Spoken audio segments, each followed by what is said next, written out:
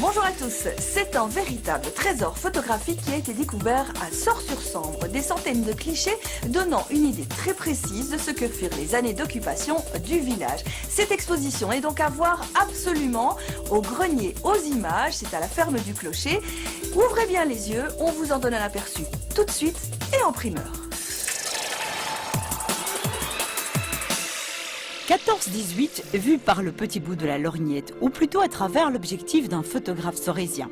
Au lendemain de la déroute française et durant toute la guerre, celui-ci va capter le quotidien de son village sous le joug allemand.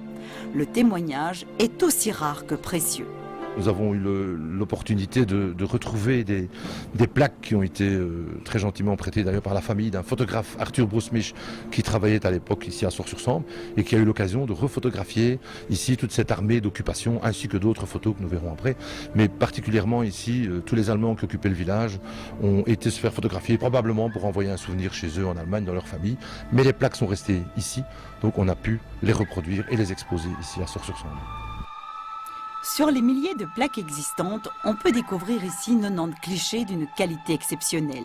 On est certes loin des tranchées avec ces soldats et officiers allemands qui paradent. Mais les images ne sont pas seules à rendre compte de ces années de conflit. Nous sommes allés trouver des collectionneurs privés, des particuliers qui ont très gentiment accepté de nous prêter des objets et certaines de très belles pièces. Là, on trouve des mitrailleuses, on trouve des obus, des fusils des différents pays, des fusils allemands, français, anglais, du matériel, une moto anglaise de la guerre 14. Voilà, énormément de choses sont exposées ici, évidemment. L'exposition a représenté plus d'une année de travail et de recherche pour Christian Warzé. Il a souhaité davantage miser sur la scénographie, la mise en perspective, que sur l'approche chronologique.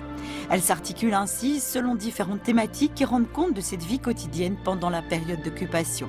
Le travail au champ, les problèmes de ravitaillement, les comités de secours et d'alimentation, et puis enfin l'arrivée des troupes alliées au moment de la libération et les liens qui vont se créer avec la population.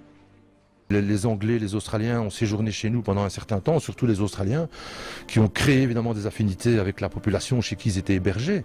Donc voilà, ils ont aimé aller se faire prendre en photo pour avoir un souvenir. Et particulièrement les Australiens, quand ils sont retournés chez eux, ils ont dû pratiquement abandonner leurs chevaux chez nous. Donc ils allaient se faire photographier avec leur monture sur laquelle ils étaient depuis 3 ans.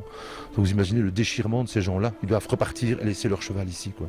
Donc voilà le genre de cliché qu'il a pu faire voilà, durant cette période.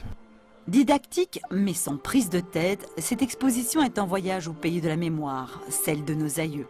Un grenier aux images qui permet aux plus jeunes notamment de découvrir tout un pan d'histoire, cette Sambre rouge à laquelle les commémorations actuelles confèrent sans doute un ultime souffle.